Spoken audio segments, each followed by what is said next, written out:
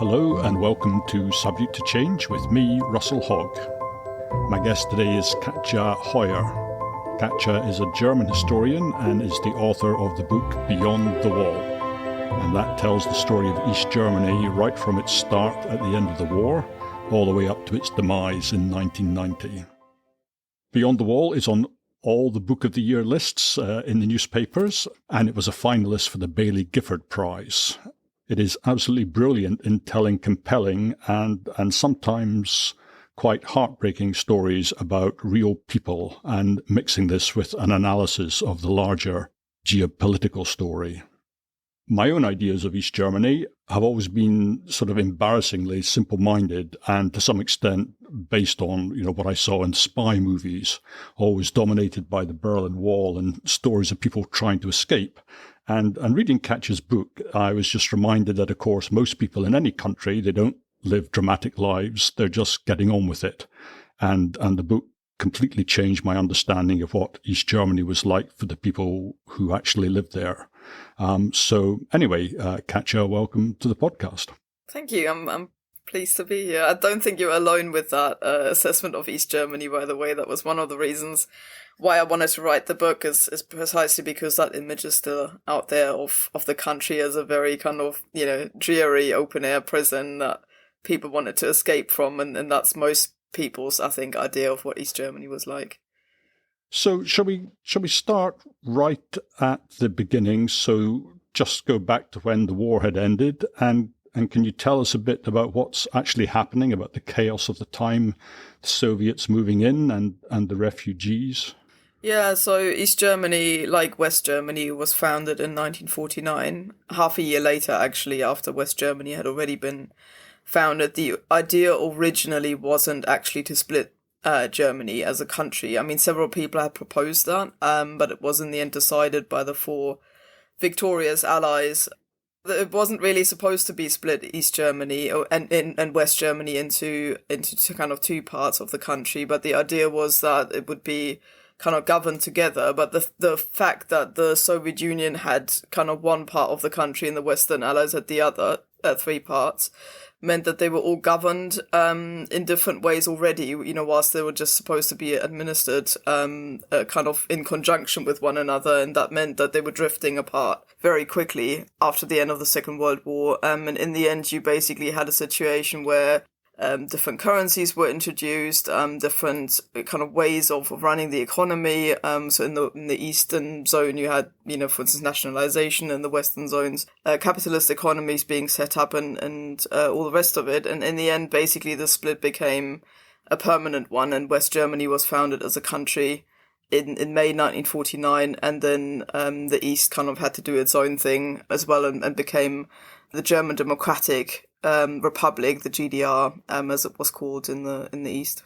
And I guess one of the things that drives them apart is that once the West Germany sort of sets up its own currency based on the dollar, then at that stage it's almost like the game's up. You can't run a country with two currencies.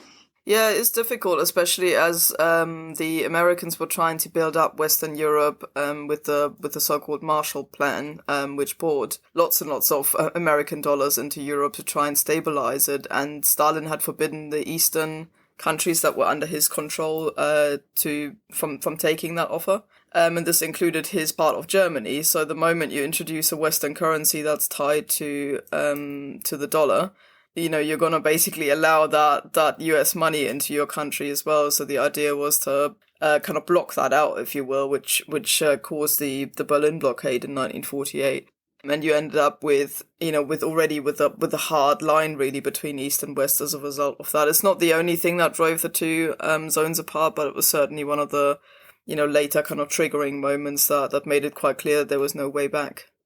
And one of the things the Soviets have done, well, they've sort of prepared for the post-war period, and they have a sort of a government in waiting. And I'm thinking about the Germans who had fled to the Soviet Union when the Nazis were in power. So what kind of people are they? And can you say a bit about what has been happening to them while they've been enjoying the hospitality of the Soviet Union?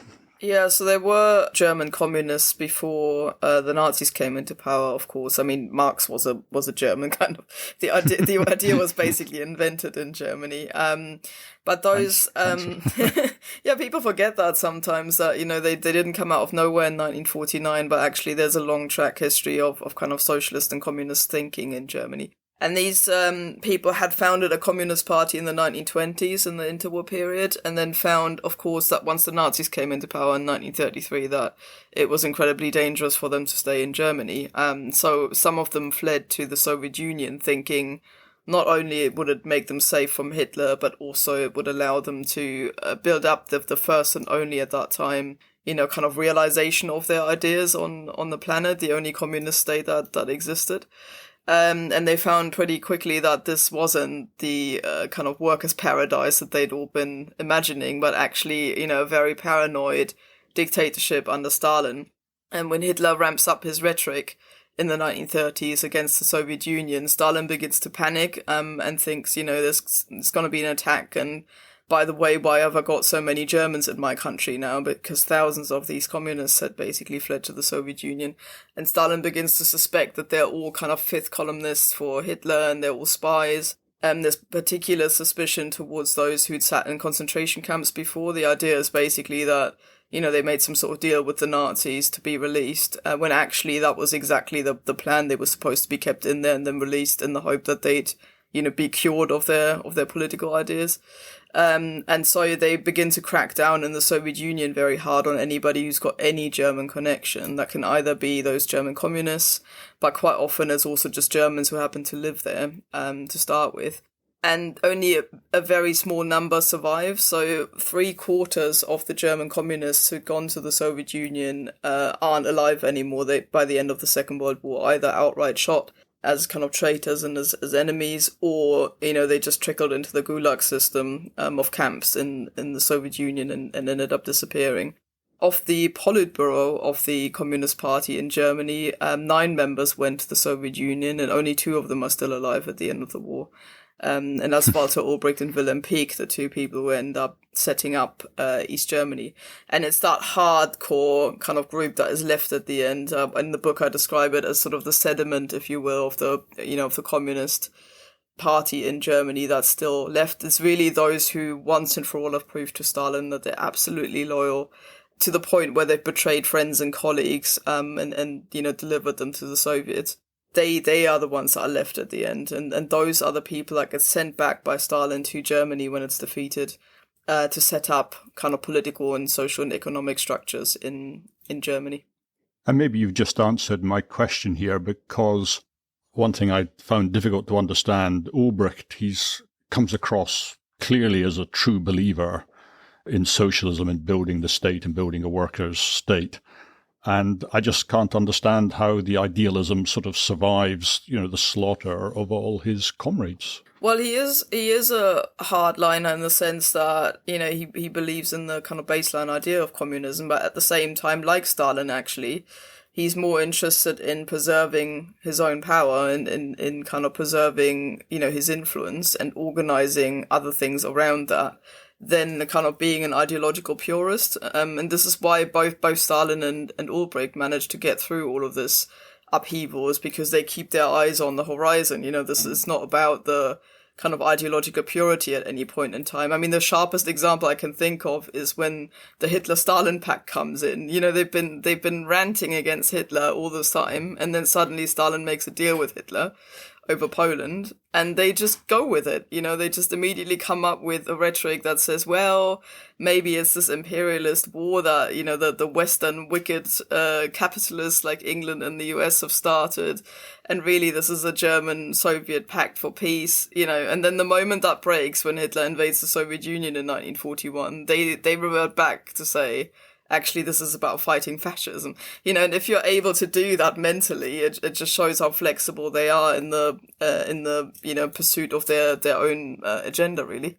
So your take then is that is it fundamentally cynical, or is there some sort of walling off in the mind where you have the great ideal which is up there and it really doesn't matter how you get there, it's the end that matters? I think with Ulbricht that is what it is. There's a sense that the greater good at the end of the day justifies the means in which you get there. And you do see the same, during those kind of Stalinist purges. On the one hand side, Ulbricht actually defends some of his fellow communists and says that it wasn't so bad, they should be left alive. But he also grasses up other people for very small things. Like one woman, for instance, he writes a letter basically to the authorities and says, she came from the Czech Republic and she told other Czech people that she's now regretting that she's gone to the Soviet Union. That was her only thing, to say, oh, I imagined this was great, and it wasn't.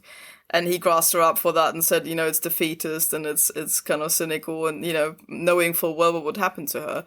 So I think with him, you can kind of see a going, like he tries to go as far as he can in terms of preserving his own ideals and his own political ideology, but not at the expense of, his own power and survival also in the Soviet Union. And East Germany, you make the point it wasn't born until 1949, and it's born out of, well, my father, he was actually part of the occupation forces in Germany, and something I think he was very ashamed of was that he was fairly junior, he was just a captain in the artillery, and one of the things he found traumatic was that he was assigned, or his battalion or his regiment was assigned, one of their duties was sending back the White Russians. And he said the only good thing was that whenever you sent a trainload of people off, is that the Soviets, they stole the train. So it became increasingly difficult. So the point is, part of it is the sort of the brutality of the Soviet occupation in the early days, but also just the full-scale looting and destruction. Yeah, and people forget how much worse that was in the East compared to the Western zones. I mean, obviously there was brutality as well, with the Western Allies also having experienced a terrible war and unleashing some of that anger onto the German population. But on the whole, they were very disciplined, and you get that from, when you ask people, older people who were around at the time, about that. On the whole, you get pretty, positive responses from them about occupation in the West. In the East, it's a very, very different story. You basically have a Soviet army that has just fought an existential war. This wasn't a war of conquest as such. This was a genocidal war that was deliberately aimed at actually extinguishing the population. And that's very different to the war that Hitler fought in the West, where it was about occupation rather than about, eradicating the people themselves. And so when the Soviet army arrive, or the Red Army arrive in Germany, they kind of get told, do whatever you want really to the population, take revenge. This is kind of what you deserved in exchange for all the hardship and the suffering and the death that you've experienced. Many of these soldiers had lost, wives and children and like civilian relatives and friends to the Wehrmacht and to the Einsatzgruppen and so on. And you basically ended up with a very, very angry, jubilant, drunken, mob of kind of men that descended onto a population that consisted largely of women and children and old people at this point. And so you get mass rapes. It's estimated around 2 million women were raped in the Soviet zone of occupation. You get looting, you get murder, and most of these things are kind of, tolerated, if not even encouraged by the officers. And that experience in the sector kind of creates a traumatic starting point for the GDR that does not exist in the Western zone in the same degree, because alongside the defeat, you get this kind of very brutalized conflict as well, which later on people have to pretend is liberation, because the logic later is we were liberated by the Soviet forces, and so people have to sit there and endure that narrative whilst they remember what happened to them. And do you think, does that carry on in people's psyche through the history of East Germany, or do they put it behind them and just wall it off mentally and get on with it? A bit of both, I think. At surface level, I think people do get on because they think, let's draw a line and not talk about this. I mean, on top of that, you have a lot of the men still in Soviet captivity. And so when they are released, quite often years later, the last batch only comes back in 1955. you basically end up with women having experienced all of this stuff, children having experienced all of this stuff. They've been told at that point for years not to talk about it, and they don't want to either, because either their husbands come back and are themselves totally dysfunctional by what they've experienced. They certainly don't want to hear that, their wife's been raped, or their child even at times. So, all of that gets brushed under the carpet, even in the private sphere, and publicly they're basically told not to complain about that, because ultimately for the Sovieticized, if you will, Germans that come back, they haven't experienced it themselves, and that's an easy thing to forget, but that does make a difference. They weren't there. They were in the Soviet Union. And they come back now and say, what are you complaining about? You did this to the Soviet Union, so, it's fair enough, really. Stop whinging about it. And there's that kind of public mantle of silence as well that gets thrown over the whole episode. But I do think it makes a difference in that it creates a very, very bad starting point for society that had already gone through a lot just with the war itself. They'd been Nazified, then they get a complete regime change. They experience defeat. On top of that, there's trauma, and on top of that, you also get millions of Germans coming from the areas in Eastern Europe that Germany lost after the Second World War, also settling in East Germany. So these people are completely unsettled. They've got nothing with them. They often lost family members along the way, and they also arrived totally traumatized and without anything, really. So you get a very, very unsettled and mentally and psychologically disturbed population to start with, out of which, you're not trying to create a new state. So I spend a bit of time in the book talking about that, because I think it's really important to understand what a mammoth task that was, to try and whip a nation out of this very unsettled and traumatic starting point. Indeed, and very much so. And I was just thinking, not only did they steal, whole factories, trains, you name it, everything that wasn't nailed down they stole, and if it was nailed down, they maybe smashed it up. But they also stole people.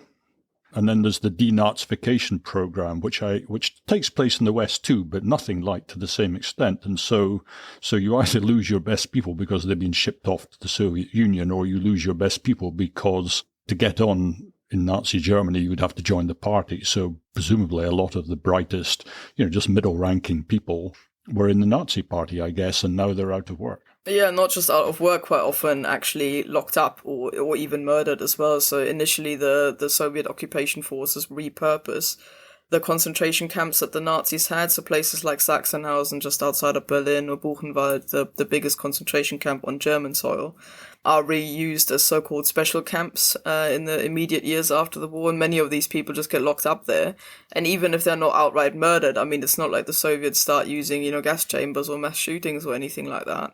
But what they do is basically lock these people up in places that are unsanitary, don't give them enough food, and many people end up dying of, typhus and other diseases in there. So it is a pretty horrific position to start with, and also one that has got severe economic consequences, because as you say, this denazification happened. So even if you're not actually locked up, if you were, say, a teacher in Nazi Germany, you were in the party you had to be, you were then not a teacher afterwards. So, what you do, people need to go back to school. So a lot of these people that just come from the East, for example, with nothing and needed like a job, basically, were now told, there are jobs, you just got to do them, whether you can actually do them or not. So you may have been, say, a farmer in the East before, and you've lost all your land and your farm and everything. Then you get put in East Germany and you get told, can you teach some A-level physics, please? And that would just happen, and they'd have to just get on with it. Or judges, if you were a judge in Nazi Germany, you were a Nazi. There's no way around that. At best, you were complicit with the system. Yeah. At worst, you were actually, kind of, believing in it. So they all went, and you had some complete laymen and women sitting there, kind of passing judgment as they saw fit. So all of these things, even doctors, what you do with them, you can't really, if people had been complicit in, potentially eugenics and all of that stuff, you can't really just put them back in and say fair enough. I mean, you can. This is what the West does, basically. It kind of did in the West, didn't they? Decides in the end, under Konrad Adenauer, the first West German chancellor, they decide to go a different path. I mean, his justification for that is, we need those people. But also, you put them somewhere else or out of work, and they're left to their own devices. His kind of justification for that is that you need to have them somewhere where they're integrated, where they have a stake in the new system, where you can kind of bring them back. And they do it that way, but that doesn't happen in the East. And so you end up with the whole lot, the judiciary, police, army, medical sector, education, anywhere where you need skills, these people are kind of new and don't know what they're doing, which isn't helpful in trying to build up a new state. And there's nothing, that communism can't make worse economically. And there's no Marshall Plan, right? So they've got no friends in the world, really. The Soviets are extracting reparations, and they decide, well, the best thing to do is massive collectivization of farmland, which has been a disaster everywhere it's been tried. Yeah, I mean, that's a particular problem in the way that it's done in Germany as well, because previously you still had a lot of land in the hands of the aristocracy, in the way that it always has been done. And basically the decision is made that that isn't right, because a lot of them, there's just this blanket accusation that they work with the Nazis because they are the aristocracy. So their land was taken away. Also from sort of big farmers and people who just held a lot of land, and it's parceled up into smaller sections and given to so-called new farmers. So once again, these are a lot of the refugees that had come from the East, but also people who, for whatever reason, found themselves out of work because their industry didn't exist anymore or whatever. So you had lots of inexperienced people who weren't at home in the regions that they're now supposed to farm in. So the whole social infrastructure that existed before breaks down. Because previously, say if you had like Lord so-and-so run a particular place, they would have been in that village or in the vicinity for centuries, with like really fixed kind of social structures set up, and they all go. And these new farmers get given like a plot of land, barely bigger than a football field really at times, to farm stuff on, don't know what they're doing. So the entire agricultural sector collapses, which of course, as you say, like piles on to other problems. But this is the one that is homemade. This is the one that they could have done something about and make it worse effectively with that, especially in the immediate after war years where that was needed. People needed food and there wasn't enough of it. So rationing takes much, much longer to abolish in East Germany than it does in West Germany. Actually, a question I meant to ask, and you sort of mentioned the people coming in.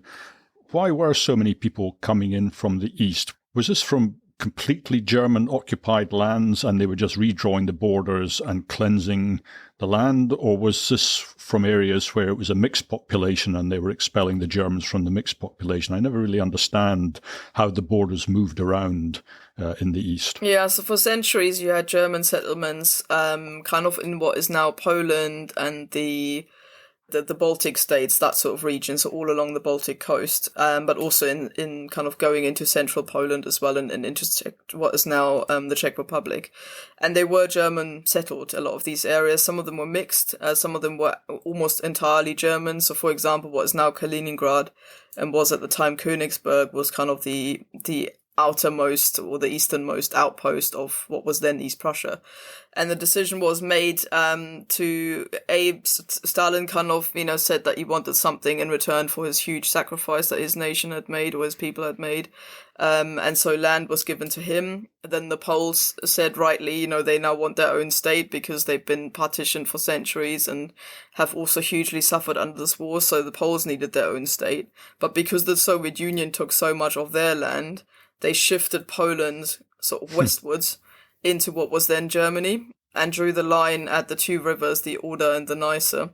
And that was kind of just artificially done. And those areas that then had, literally millions of Germans in them, so about 12 to 14 million Germans lived in those areas, had done for centuries. It was decided that they would be, quote, humanely removed from those areas to avoid, kind of future conflicts over those. Obviously, that wasn't done humanely, given what Germany had just done in Poland and in the Soviet Union. There was no way that, there was any kind of goodwill towards those civilians who lived there. So that was pretty horrendous, and many of them died as well. Sometimes it took them years to get to Germany in the first place, to what was then Germany and is now Germany. But the line that is now between Poland and Germany is a product of the Second World War. That isn't where the borders of Germany were before the Second World War. I'm vaguely aware, just as you're speaking, remembering some sort of news stories about somebody wandering over from Germany and saying, this is my ancestral land, and causing all sorts of upset amongst the Poles who sort of have bad memories of the whole thing? Well, it's very difficult. Like 3 of my 4 grandparents are from those areas as well. That's a very common story in East Germany because most of them, just for geographical reasons, arrived in the East rather than in the West. So West Germany also had a lot of them, but not as many as in the East. It's literally a fifth of the population, which is, of course, a lot. People arriving with nothing who aren't at home there. So that is a common story. And in West Germany, it really took up to reunification in 1990 before the political parties accepted that they'd lost those eastern territories for good. There's still a debate now, whenever kind of Poland starts asking for reparations, war reparations from Germany, the obvious answer that they're going to get back is, well, what about all of that land that you've got and the houses that were on it, the fields and so on. So it opens up a very, very nasty debate every time somebody comes up with something, to do with the Second World War, because that's only just settled over the last few decades, that debate.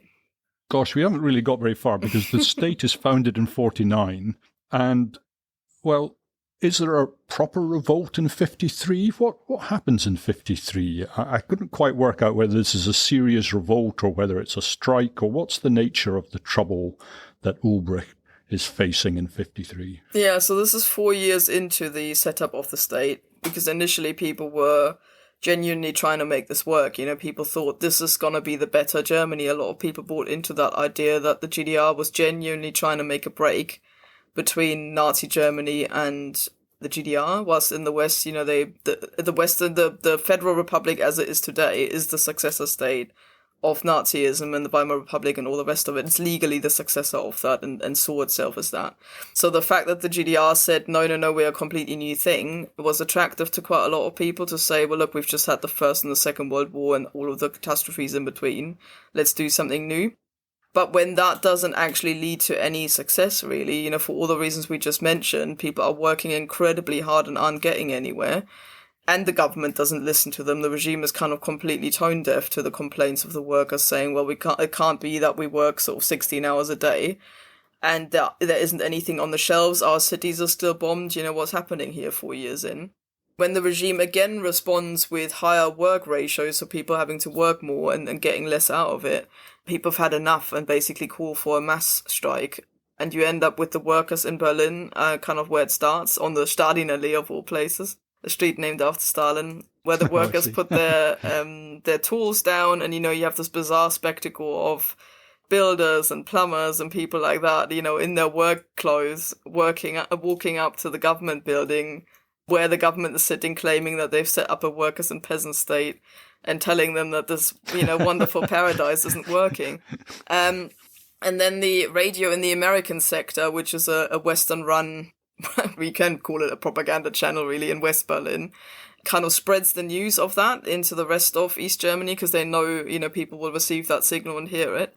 And says, look, there's going to be a strike tomorrow, and this is on the 17th of June, 1953. And so people think, yeah, I'm fed up as well, in other cities in East Germany. And 1 million people go out onto the streets. At this point, the GDR's got about sort of 17 million people. 1 million of them are on the streets. Is massive. It is a strike. It starts as a strike. But people very quickly turns into a more political thing, asking also for free elections and for freedom of speech and just generally basically for rights for them. And that gets brutally crushed by the Soviet Union, who basically call a emergency situation and basically come in with tanks and military and crush that uprising. Over 55 million people are killed in that, either directly or 55. Sorry, did I just say million? No, 55. Sorry, over 50. Let's start that again. Maybe you can cut that bit out. Yeah, so over 55 people are kind of confirmed to have been killed in this uprising, either directly or through executions afterwards, basically for being a part of this uprising. And it's a shock to the system for the GDR itself, but also for the people who realize now that actually there isn't a way out. It doesn't matter what they do, this isn't going to fall. But for the regime, it also matters because they realize they could never have crushed that uprising themselves, because they needed the Soviets to do it for them. And the Soviets say immediately, we're not doing that again, you sort it out. And basically at that point, it means the regime becomes incredibly sensitive towards any form of grumbling or discontent. And they try and counter that as early as they detect it. As part of the reason why the Stasi becomes the secret police becomes so active is not just to suppress the population, but also to try and work out what it is that's making people unhappy and feeding this back to the regime. I mean, in the lack of, surveys and things like that, which you obviously don't have in a dictatorship, it's also the Stasi's task to work out what people are grumbling about in the pubs and in the workplace and whatever, so that the regime can quickly do something about it. So in a way, whilst it's a dictatorship, there is actually a way for people to influence what's happening as well, because this kind of, existential fear is always there with the GDR. They know it right from the beginning. If the people rise up again, they're screwed, because the Soviets aren't going to come in. And you see exactly that happening in 1989 when it is eventually coming down. But in the meantime, they're like acutely aware of any kind of of the danger of letting people or ignoring people again, as they did in the early years. And poor old regime, if it's not one thing, it's another, because Stalin, he dies the same year as the strike. He dies in 1953, but he's not the denunciation from Khrushchev. That doesn't come until 1956. But that must be a sort of, I don't know if you would say existential moment for the GDR regime. But even people like Mao, they're in trouble because, with that, because all of a sudden people are really looking at the model, aren't they? Yeah, they are. And also the fact that Stalin was Ulbricht's kind of not just idol, but also his protector. Like, they knew each other very well, because Ulbricht had spent all those years during the Second World War, in the Soviet Union, and had proved himself loyal and trustworthy. And the fact that Stalin kind of held a shielding hand over him meant that within the GDR itself, his position was safe. But then once he is dead, there are people and people forget this as well. Yes, it is a dictatorship, but at the same time, you do have an inner circle of people who want to do things differently. And there are many people, and I point this out in the book as well, who are pointing their finger at Walter Ulbricht and saying, this uprising is your fault. And you know what? Stalin is gone, so what are you going to do if we get rid of you? And indeed, in the Soviet Union, you have this reshuffle. It's not entirely clear in the summer of 1953 yet where it's going, and that Khrushchev is going to come out of this as the winner. But whilst this is going on, Ulbricht is also incredibly aware of the fact that his position is very, very unsafe. And then he gets told afterwards, if you can't sort it out, we'll get rid of you. And he gets told this by his internal circle as well as the Soviets, who are both saying, do something here. And that's why, immediately he tries to shift away, for instance, from heavy industry to light industry, to consumer goods and things like that, to make a visible impact on the way that people feel about their state. And it's interesting, he also opens up culturally, for example. So Western influences come in, music is allowed, that kind of thing. And you immediately see the numbers of people that leave East Germany to go to West Germany drop, particularly in sort of 58. It's really interesting to see the correlation between, kind of the regime opens up and allows a little bit of freedom and also a little bit of private enterprise back into the system. And immediately it alleviates sort of the really heavy flow of people out of the GDR and into the West. So why does the wall get built then, if that's the case? It gets built, I think, is it 60 or is it 61? I can't remember. Yeah. 61. So if things have sort of been alleviated, why have they... Because that's a big step for them, no? Yeah, it never goes away. It's just fewer people leave than before. It's still a problem. Right. And it also means the moment the regime, starts kind of doing what it really wants to do, namely nationalize industries, the fundamental problem, and this remains a problem throughout the GDR, is that they're building a socialist system that is supposed to be classless. So if you take that seriously for a moment, you end up basically creating a society where people vaguely have the same living standards, earn the same. There are no kind of middle and upper classes, just as there is no absolute poverty. And so that benefits people at the bottom of the scale. And when you talk to those people today, they're still quite positive, a lot of them, about the GDR because of the opportunities that it opened up for them. But it does mean that if you're, say, a doctor or a lawyer or an engineer or a skilled worker, you can make a lot more money in the West than you can in the East, just because those social hierarchies do exist and you can earn more than somebody else can, if you're in a system that allows that to happen.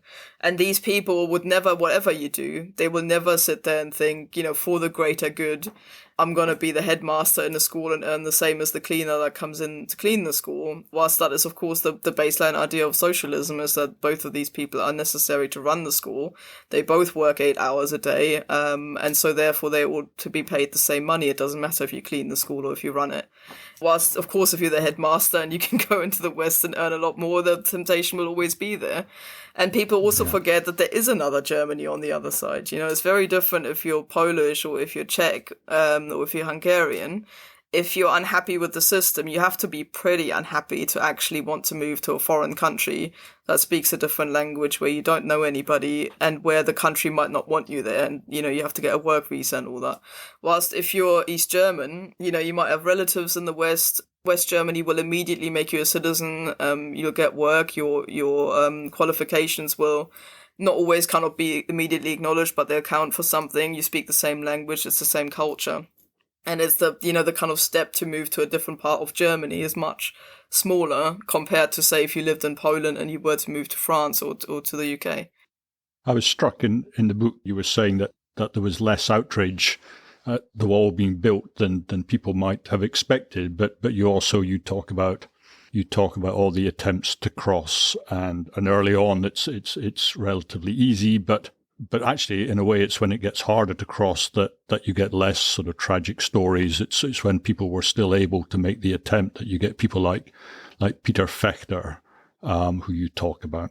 Yeah, it's a contrast that's very difficult to just allow to exist. Germans don't manage this on the whole. So the fact that there are these immense human tragedies with Peter Fechter is the most stark example that I could think of, which is why I used him in the book. A teenager bleeding to death for 55 minutes in the so-called death strip between the two kind of outer walls of the system that is the Berlin Wall, and nobody goes to help him.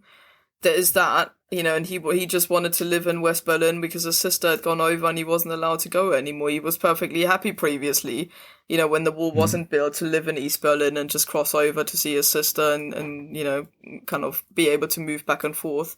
But when it's bricked up and there's an immediate possibility that, you're locked in for life, the temptation is too great. So those stories are immense human tragedies that exist. But at the same time, there are also a lot of people in East Germany, particularly those who have no intention of going, which is the majority. And that's, again, easy to forget, when the GDR is described as an open-air prison, it's like as if 18 million people were going to leave tomorrow. If they would have done by 1961. But a lot of people, it's their home. They'll just live there and get on with things. So to those people, what mattered was that they didn't have a doctor anymore or a dentist, or, the houses weren't getting built because the people are leaving. They saw people studying at universities or being trained in particular apprenticeships or whatever, and then leaving, after the state had kind of paid for their education, and felt that wasn't right. So there's also a sense, amongst people that this kind of stabilized things, and it's for a reason that you don't get a 1953 moment again when the Berlin Wall is built. Where the outrage is actually in West Berlin. So you do see a lot of demonstrations and things. They're whipped up by the West Berlin Mayor Willy Brandt, who will later become the Chancellor of West Germany, who's a very kind of fiery speaker, and people in West Berlin know that they're going to be closed in as well, because they're now this kind of little capitalist democratic island in the middle of kind of socialist East Germany, and that's where the outrage is. But you don't get any significant disturbances at all really on the eastern side, and that in itself is quite significant. And the regime then knows that it's just locked people in. So once again, we think of the dictatorships as these like absolute things where people can just do whatever they want. They can't. They're always threatened dictatorships, so they also have to make themselves kind of reasonably popular with the people, at least. And so once they know they've locked people in, they really get going with the house building, with childcare, with social stuff. Huge building projects like the Alexanderplatz in Berlin with the TV tower, for example. It's the highest building still in Germany today. Pouring huge amounts of money into these things to make them like prestige projects. Dresden is completely restyled, and finally people start, like the rubble's cleared up at that point and new buildings are being put in place. They spend, for instance, a huge amount of money on restoring the opera house, which is Dresden is still famous for, and not in a socialist style. They restored the original one. In a country that hasn't got enough building material to even build the wall properly to start with. So there's money being poured into things where they think people are gonna feel like things are moving forward and maybe life is worth kind of living in the GDR, and people forget that as well. That's directly linked to building the Berlin Wall. It does seem like the 60s was sort of the high point. But you talk about things like, and I guess this was true all the way through, things like, the ability of women to go into occupations that previously would have been closed to them, that working people could get education, which would allow them to sort of move into, to rise socially, as however you want to put it. It was much easier for working people to get on at that time. Yeah, I think so. I mean, it's, again, you have to live with the fact that there's a huge contrast between the experience of some people not being able to study what they wanted, particularly if their parents were deemed to be oppositional, for example, or if you were in the church. It'd be quite difficult for you to say, I want to study medicine, for example, and the state would be like, well, your father is a local pastor and constantly a pain in the backside, so no, you can't, because this was a means of putting pressure on people to keep their heads down. There is that experience, but there are also millions of working class Germans who, for the first time now, and this doesn't happen in the West at all, the Western system, and actually this is true to this day in Germany, is very rigid in its social classes. You can't really escape basically your birth. Interesting. I thought that was the British. Yeah, I mean, it's even worse in Germany because even in West Germany that was the same. They have a 3-tier education system in which you get sorted, at the age of, depending on which state you're in, but at the age of either sort of 8, 9 or 11, 12. And it's only the highest tier that offers A-level and therefore access to university. So if somebody, when you're 8, decides that, you're just not a middle-class child and you don't, come across as such, so you probably, you're the son of plumbers, so you're going to end up being a plumber again, so you might as well not, go into the higher stream. And the GDR was trying to do things differently and established an education system which is, close to comprehensive school system today. So basically everybody studies up to year 10 in the same school, and then usually two people from each class get sort of selected, in theory, based on their achievements and on their kind of intellectual abilities to go on to higher education. And this was quite often tied into the pressure from above that this should be people from working class backgrounds. They still had to be clever enough so they wouldn't push people that aren't, able to do that, because the standards were very high. That's well established as well, that the education system actually worked quite well in terms of literacy, numeracy, what we call STEM subjects now, like the art sciences and things like that. So all of that actually works quite well. But again, my own family is a classic example of that. Both of my parents come from working class backgrounds, and were kind of pushed really into against the will of their own parents, who were kind of saying, can't you do a proper job, sort of thing, into going to, my mother went to university and then studied to become a teacher, and my dad ended up as an officer in the Air Force of the state, and those were both jobs that you wouldn't really get into if you come from that background that my parents come from, if they'd grown up in the West, basically. So there is that, but at the same time, you can't kind of say that makes up for the people who weren't able to study what they wanted. And to me, what I'm trying to do with the book is tell both of these stories and just leave them sitting there. And that's what's created a lot of anguish in Germany about that. How can I not morally pass any judgment on that? Yes, it's, I think, yes, that's very difficult, is you say, oh, you can't mention that at all because it'll be like you'll be excusing the monsters. That's exactly it. But it's part of the whole story. So if to tell the whole story, you have to tell everything. Actually, I was very interested in what you were saying about the education system, because you just made sense of a film. Did you see? I think it was called Mr. Bachman's Class. It's sort of a documentary, just sort of fly on the wall documentary of the camera just sits in a classroom. And I couldn't understand why sort of at the end of the year, people are sent on to different streams. And now I've realized that this was the sorting process where it was being decided, where people would go. So that's and interestingly, it's not just parents either. It's the teacher and whose judgment matters. And yes, very much so. And there are a lot of studies to show that even if you have kind of a name or an accent or something that is associated with the lower classes, that consciously or otherwise the teacher then decides, you're not an academic person, this isn't for you, and sort of sends you to the middle and lower streams. So we talked about the sort of the serious stuff, the work and so on, but I like the bits that you talked about. I don't know if it was in the 60s or later, but you talked about the holidays, and in particular the cruise ships that they had. You want to just say a bit about that? Yeah, it's a classic example of what I was saying with the Berlin Wall being, a kind of trigger for the regime to try and make people's lives better. They realized quite quickly that, holidays matter to people, and it's one of those things that people just couldn't afford previously. Not even in previous times, say, like, the Nazis were trying to address the same thing with their big holiday schemes, that working class people in particular couldn't go. And so they try and do this in various ways. One of them is build large holiday homes by the Baltic Sea and in the mountains and stuff so that people can go skiing and have beach holidays and things like that. And the most extravagant of these projects is indeed the cruise ship project. So the GDR kind of buys old ships. One of them is actually still in circulation. Apparently it's the oldest civilian, ship that's still around, still being used as a cruise ship today. It buys them up, and then basically offers individual companies and workplaces basically the opportunity to pick workers that they feel are particularly worthy to go on one of these holidays. And so you had these kind of big cruise ships that were being sent out, and initially they were amazing. I mean, people went around the African coast and to Morocco and into the Caribbean actually as well, to Cuba.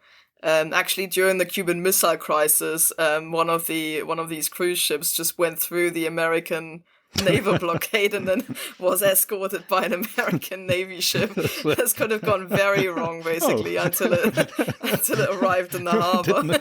Somebody should have told them. Yeah, and it just and the issue was twofold really with that. For one thing, they lost passengers everywhere. That wasn't kind of socialist countries, so people would just go on land and then just go missing on a night out in Morocco by chance. Basically fleeing. They were specifically targeted by the West German government as well. So they kind of, make it known that they would pick them up and fly them to West Germany if they could escape. And then, of course, a huge hoo-ha was made out of that in the West German press. They send these workers on holiday, and then even then they flee because it's so bad. And the other issue was that it was just so expensive to maintain those ships, and to, the state wouldn't do that now, just send people on like cruise holidays. So that, was just not feasible. So eventually these things were phased out when they began to break down, and needed maintenance. And it became obvious just how expensive it is to maintain these big ships. Some of them were sold off, some of them were scrapped. One of them was sort of moored in front of the East German coast and just was used as a floating hotel, basically. Right. So I used it as an example to show how far they would go to try and appease the population, make kind of life worth living. It was kind of like, well, we locked you in, but you can still go on holiday to these places so long as you don't, go. As long as you don't get off the boat. Yeah, exactly. So, it's never get off the boat. It's a good example to show, to what length they actually went to try and make it so that people would want to live in the GDR. One thing they did have, which I think people underestimate a little bit, is they had the Trabant. And I don't know if that was a 60s invention or when it came in exactly, but people say, latterly, clearly it was very inferior to any other car on the market, but the big difference isn't between a Trabant and, say, a Ford Fiesta. The big difference is between a Trabant and no car at all. Because once you've got a car, even if it's not very good, it still gets you there. It still takes, it still gives you the freedom. Yeah. You're getting sort of 90% just by having a car in the first place. That is exactly it. No, I totally agree. And also people focus a lot on the waiting times for them. They are shocking. It would take sometimes over 10 years by the time that you'd applied for a car until you get it. But people found ways around that. Once you knew that, say you've just had a child, and eventually they're going to be 18 and be able to drive, you just apply for a car, or you have one, and then eventually, because, second, as you can imagine with these long waiting times, Second-hand cars became incredibly expensive, but because the Trabant never fundamentally changed, it basically remained the same car from the 60s all the way to the end, there's literally no point really in upgrading. So what you could do is you bought one at some point, and then by the time that you sold it in 10 years' time, I mean, they were indestructible at the same time as well, like the Volkswagen Beetle and, those other cars from that era. They just lasted. You could just repair stuff quite easily.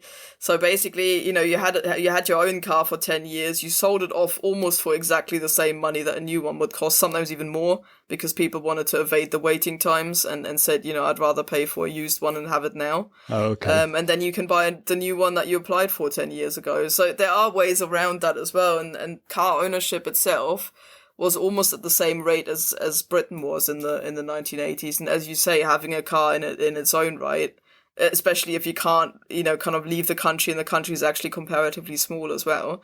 So for you to live in, I don't know, Saxony, and you want to get up to the Baltic coast for your summer holiday, is perfectly feasible in the little Trabant. You just go up there and drive up there. Or even if you go to like Poland, or some of them drove all the way to Hungary in those things. You hear these like hair-raising stories about how they fix things along the way with like ladies' nylon stockings and stuff like that. But people got there in the end, and it's contributed, I think, in hindsight, to a sense of kind of the make-do spirit of the time as well, which people just made do and got on with things. So I guess we should crack on.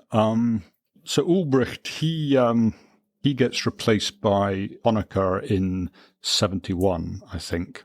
So what's the difference between the two men? How do you sort of characterize the different characters, the different policy? Or are they just, because for me as an outsider looking in, I just see two sort of very grey. Yeah, apparatchiks, that's the word.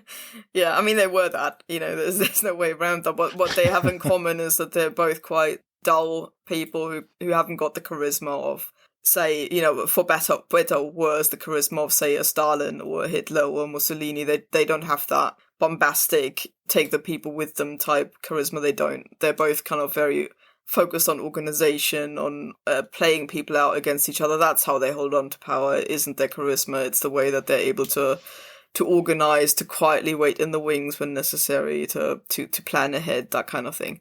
They're also both from working class backgrounds, and people often forget that, you have a roofer and a carpenter there in power, and when they come across as a little bit dull or shy even, or awkward, it's because they haven't got the inherent inbuilt, I want to say, arrogance of sort of people who've, for generations been part of the elites. They don't have that. They come from very simple backgrounds.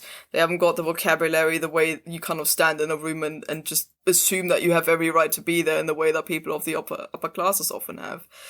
So there's that as well, which they both have in common. The difference between them is that Walter Ulbricht set up the GDR and basically faced its existential crises at the beginning, and he was running the country with a mindset of making it exist. Like his whole thing was stabilizing the GDR to a point where it wouldn't collapse or be traded in by the Soviet Union towards the West, or be part of some deal between the superpowers or whatever. He had to stabilize the GDR and make it work. And then when he handed it over to Honecker, who's a generation younger than he was, he was born in 1912, Honecker basically gets a fairly stable state handed over. The wall is built. You have a society that vaguely functions. You've got the highest living standards in the communist world at that point. So whilst, obviously they haven't got the consumer goods and all that you have in the West, but at the same time, nobody's starving. People live in kind of warm, dry houses. There's no existential crisis anywhere near at that point in 1971 when Honecker takes over. So he thinks he can concentrate now on reforming the GDR's economy, making it more the way that people want it to be, meaning more consumer goods, making kind of life nice rather than just manageable. And that's why initially he comes across as the reformer, as the person who's going to open things up. So, for example, there's a huge youth festival in 1973. It's just sometimes described as the Red Woodstock, mostly for its debauchery and for the sort of music and the drunkenness on the streets of East Berlin. But it was massive. I mean, Woodstock, if I'm not mistaken, had something like 20, 30,000 people attending, even though half of America always claims they were all there. Yeah. But there were 8 million people coming to East Berlin. It was massive over the summer of 1973. And they came from all over the world, including Britain. There was an American contingent under Angela Davies, the sort of infamous communist, now academic. And people from West Germany came to look at it, media spectacle. It was huge. And Honecker allowed this to happen under a fairly free flowing kind of spirit. So people could genuinely sit there. For instance, debates happened between young people from East and West Germany about what it actually meant to be free. They were kind of, the East German youth were saying to the West German youth, are you really free? Can you do whatever you want? Can you really go and study if you can't afford to? Will you be allowed to even go to the higher type school if you're not the right type person? Are you really freer than us? So these kind of debates were allowed to happen. Equally, people were saying we need to reform. We want some sort of third way, democratic type socialism, more like a social democracy type thing. None of these debates were sort of curbed. The regime had previously arrested the kind of what they considered to be the worst troublemakers, so there is that element of repression. But other than that, they kind of allowed this thing to happen, and people were sitting there going, that's interesting, because we've got very high living standards now. Seemingly Honecker wants to drive a different course, and there's that moment, and this is why I picked 1973 in the book as well, where I think people felt like, we've made social progress, now we made economic progress, what about political progress? We need to open up now. And when that doesn't happen, I think that's what's causing the misery and the, alongside the economic problems. But I think that's adding, that expectation that exists is adding to the disaffection that happens in the 1980s. When that isn't fulfilled, and Honecker sticks just like Ulbricht basically to his guns and says, we're not reforming, we're not opening up. You mentioned the economy, and this is the time of the oil crisis, isn't it? Yeah, that adds to it. And I couldn't understand, your book's not about the Soviet Union, but you would think that the Soviet Union would be trying to help East Germany, because that's its front line on the West.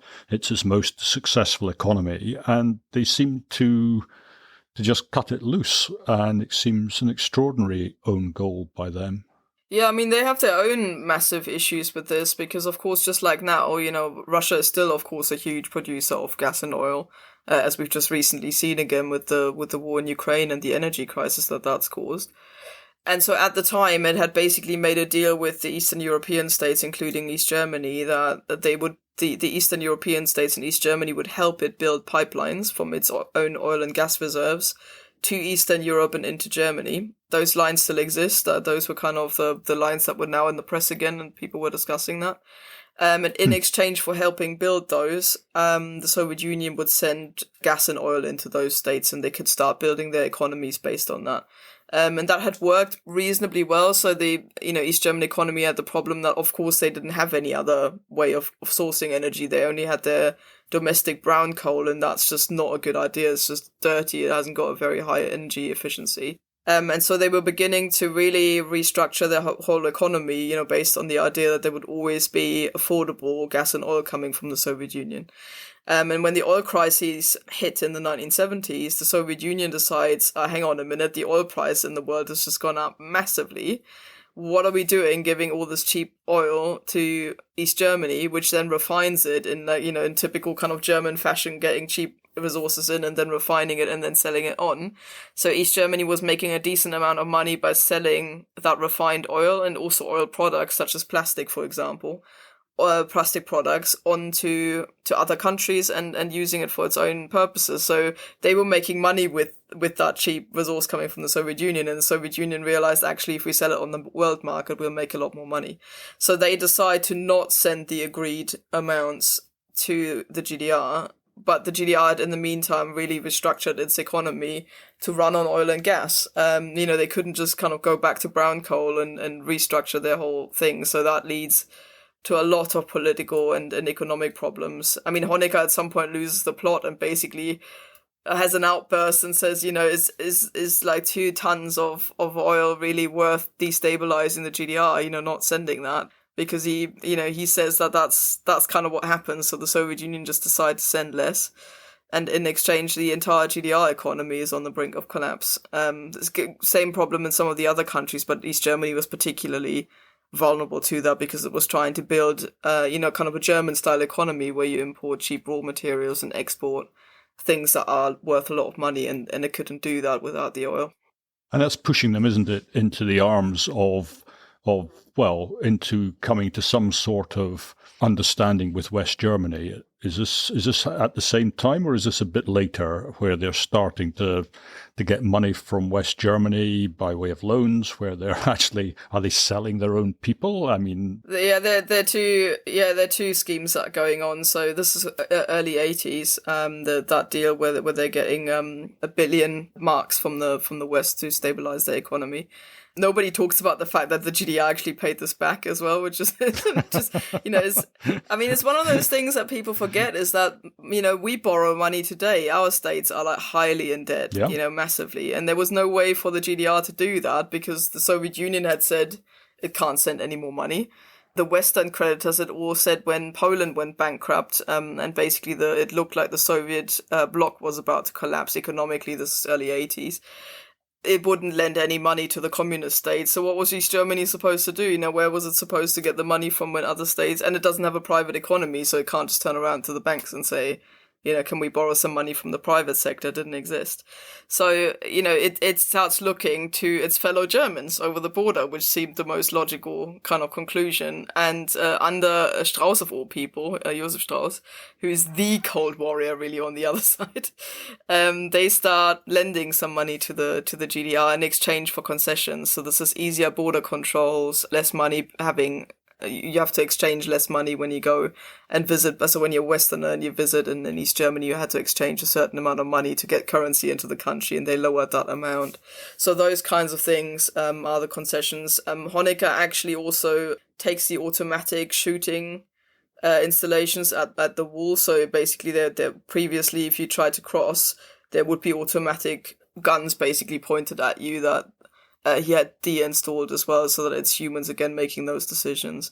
So those kinds of things was kind of the deal that they made with them. And you mentioned people, so there's this thing that people have called like human trafficking. I don't think that's quite the right phrase. I mean, that was used later to make it sound a lot worse than it is. Really what happened is that people knew that the West would buy them free if they got arrested.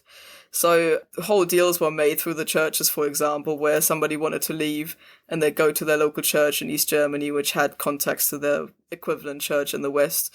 And you'd kind of, with everybody's agreement, East, West, and both the states involved in this, get arrested, in inverted commas, and then bought free for particular prices. Sometimes this was entire groups of people. I mean, the first one they did against a kind of 3 truckloads of fertilizer. So the GDR got fertilizer and kind of let these people go into the Western exchange. And it's bizarre, really. Somebody needs to write a whole thing on this, because it is just so interesting how the contacts on both sides, they knew each other really well because they constantly negotiated about, what a person or a group of people would be worth in exchange. So they were quite sort of on quite friendly terms with one another. They were like business partners, effectively. They pick up the phone and say, "Oh, this church group that we've just arrested, we reckon it's worth 50,000 more than we previously agreed. No way, we'll give you 20,000 more." It cannot be like that, basically. And then the GDR made some revenue with the sort of sale of people, if you will, who wanted to leave. And then the other I thought was very funny bit in your book was you talked about the coffee crises, where it didn't matter how bad things got, well, at least you had your coffee. And so for the regime, if people didn't have their coffee, this was not a small problem. No, it's one of those examples where they were acutely aware that this fact that there was less coffee, and this was a worldwide crisis as well.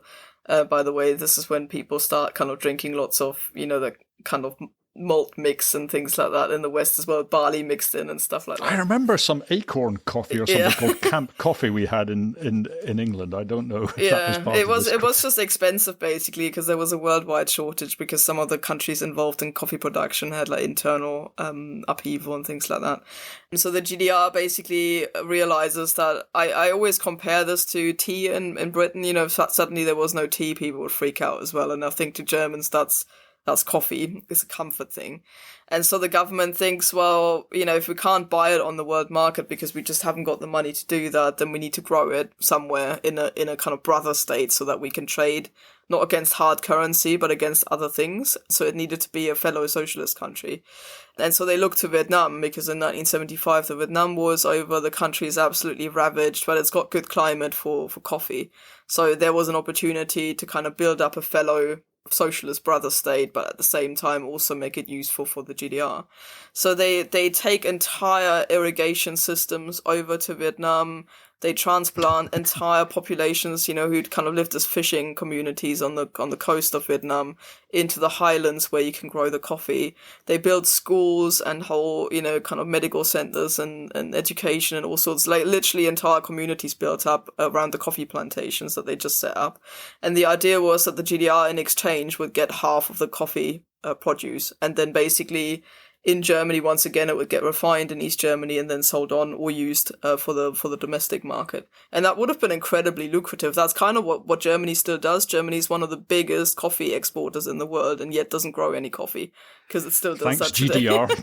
And Vietnam is today, as a result of that, the second largest coffee producer. Most of our instant coffee comes from Vietnam because the beans have got really high I didn't know caffeine content. But the first produce only came through in 1991, so a year too late for the GDR, and that didn't work anymore. But it's a really successful development project, one of the most successful ever, I would say. But of course, I use it in the book because it's a great story, of course. But it also goes to show how desperate they were to please people. You could say, if you were like some hardline dictator and you think you can run the country based on fear alone, good luck to you, because that never works. You have to give people something or other. And in this case, they just couldn't say, so what, people, you don't have any coffee, because that would have genuinely created a sense of disgruntlement that is a baseline unhappiness that is there. And then you add some other things to it, and you very quickly end up with a complete crisis and social upheaval. And they realized that and basically tried to do something about it. I had a conversation with Frank de Cotter, and I must say I was quite shocked at the degree to which Mao's China did seem to be able to give people absolutely nothing and nothing but terror and misery for years on end without the whole thing blowing up. But it's maybe a sort of a testament to, I don't know what it's a testament to, maybe this cult of personality, which, as you say, didn't exist so much in East Germany. I mean, people forget also that it was a dictatorship, but it didn't have concentration camps, mass shootings. There was no real terror in the sense that you had to fear for your actual life. Of course, some people, were imprisoned and there was a risk that, your children wouldn't go to university or whatever. But the degree of fear that somebody like Mao or Hitler or Stalin were able to wield, that never happened in the GDR. You had a sense more that, the regime was slightly ridiculous. People were making fun of it. People were annoyed by it. People were angry at it. But that widespread sense of fear is lacking from the GDR in the way that it does exist in the other states. Simply because the methods in which they enforced things weren't to the same degree literally murderous. Yeah. So can you just say a little bit about how it comes to an end? Because for me, living at the time, it just seemed to come out of nowhere, and it almost seemed like it was nothing to do with the GDR. It was all, the GDR was just like a bit player in something much, much bigger. What's your take on how it all came to an end? Yeah, I mean, it did come out of nowhere to people in the GDR as well. Almost everybody's agreed on that. Most people say they felt a sense of it couldn't have carried on as it was. Because people knew that the economy was crashing and that it wasn't sustainable in the long run. But there was never a sense that reunification was on the cards that quickly. People still thought it would take years and years and years and decades even, before Germany would reunify. I think it was in the end a combination of two things. So one, you have got these external factors. The Soviet Union is collapsing. It completely overstretched itself in the arms race to start with, but then you also have, for instance, the Afghanistan conflict, which is sort of the Vietnam of the Soviet Union, if you will. They overstretched themselves in an unwinnable conflict, and that kind of put the last nail into the coffin. And then as a result of that, you have a reformer like Gorbachev coming into power in 1985. who basically says eventually to the other Eastern European states, you know what, we can't uphold this regime. Do what you want, basically. And most of these countries take him by his word. So Hungary opens its border to Austria. You have the Solidarność movement in Poland really pushing for change and becoming a, democratizing things. So there is change in the air. But what I think is different about East Germany and why it does matter that people went onto the streets is that the East German regime is kind of almost alone, unique in saying we're not joining in. So you have reformers, coming to power, for example, in Hungary, who are keen to take this wave of euphoria and make it useful for them and implement it. But that doesn't happen in East Germany. You basically still have a stubborn regime that says, you know what, the Soviet Union can do what it wants, we'll do our thing. Honecker is still talking about socialism and the colors of the GDR, meaning the German colors, black, red, and gold. We're doing our own thing. We haven't got a kind of red star on our flag, and there never will be one, so it'll kind of carry on doing its own thing. And that's why that push was necessary for things to happen as they did happen, because I think without that, the regime would have kind of clung on to power and tried to hold on to an East German state longer than, I think it would have collapsed anyway in the end, but I think it would have held on or tried to hold on longer than it did. Also the amount of source material and kind of evidence that people preserved as well by storming the Stasi offices, before they could destroy everything, the way that people were apprehended and put in prison, all of that, was a result of the so-called peaceful revolution that happened in 1989. So it's a combination really of the people doing their thing and the external factors contributing to the downfall of the state structures in any case.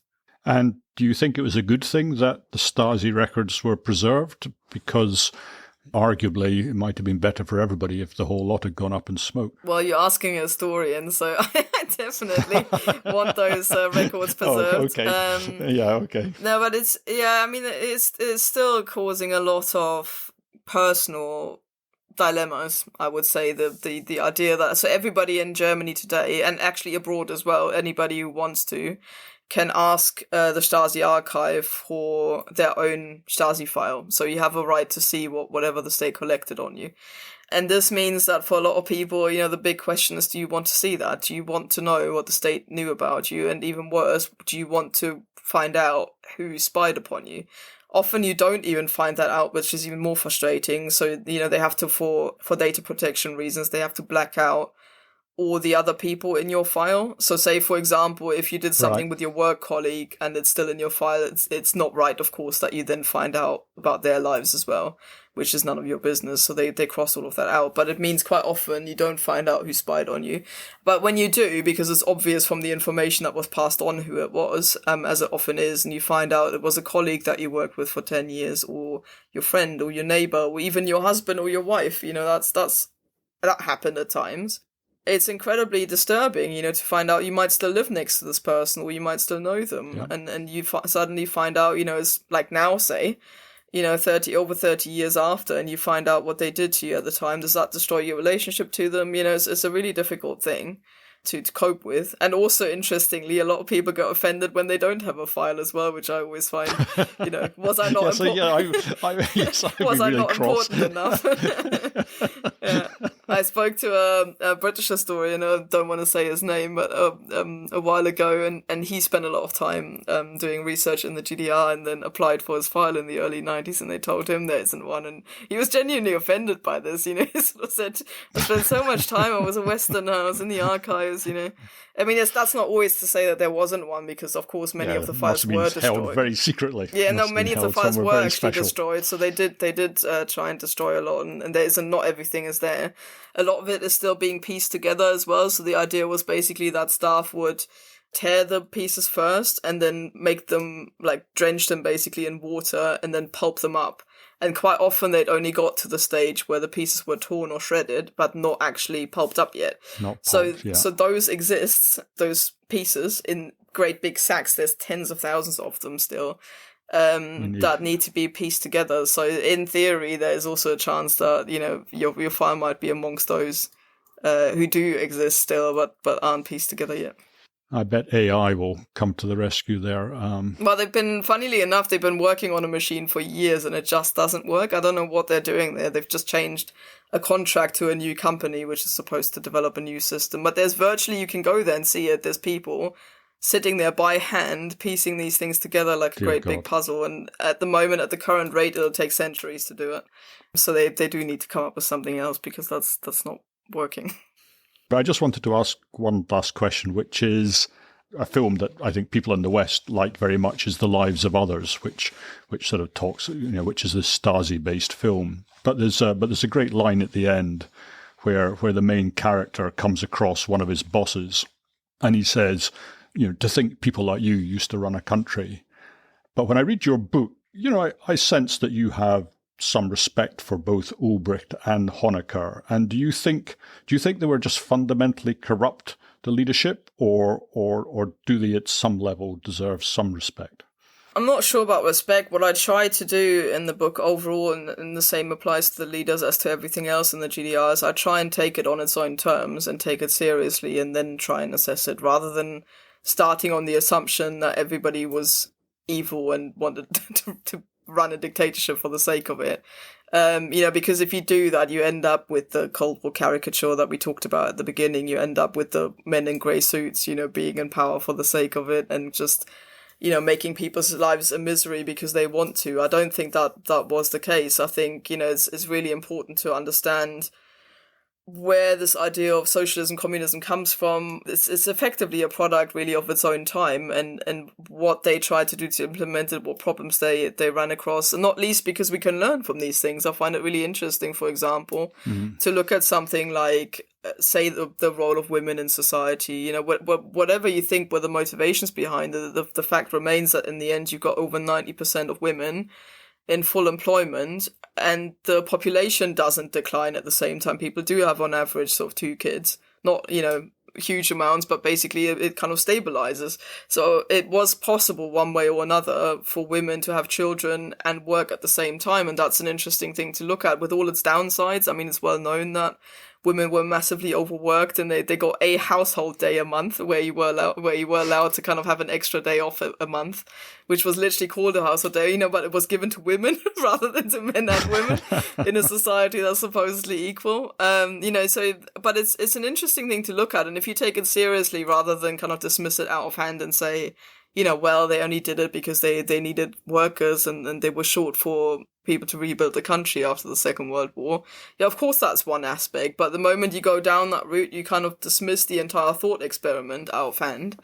And, you start from scratch again when next time somebody sits there and says, oh, we want to allow women to kind of work and have a family, at least have that choice. And people don't look back in history to see, has that been done before and what worked, what didn't work? And so I take the GDR, including its leaders, kind of on their own terms, and that's what's led to some people kind of suggesting that I'm justifying this. That's not the idea. The idea is to explain it and then to kind of leave it sitting there for readers to make their own minds up, which makes some people nervous because they wonder what people will think kind of when they come out of this book. So far, I haven't had people emailing me to say, I'm now a convinced communist. Thank you very much for your book. it's always people on the other side of the spectrum who are worried that might happen, but it doesn't happen. I think it's... But so I wouldn't go as far as to say that sort of, I have respect for them because they were ideologically driven and they did make, hugely consequential choices out of that ideology that made people's lives miserable as well. But I do think it's important also to understand who they were, where they came from, what they were trying to do, and why that didn't work, because again, stuff that we can learn from today. Well, look, that's fantastic. Thank you so much for your time, and I'm sorry that I've overrun what we said we'd do, but thank you so much because that was absolutely terrific. Thank you. Well, that's the end of today's podcast. I hope you enjoyed it. And if you did and you have the time, then a review on Apple Podcasts or iTunes or wherever it is, that would be fantastic. And generally, if you have any feedback at all, do feel free to drop me a line. My email is hog.russell@gmail.com, and that's 2 G's, 2 S's and 2 L's. Okay, that's it. I really hope you enjoyed it, and I hope you'll be listening again next time. So, bye for now.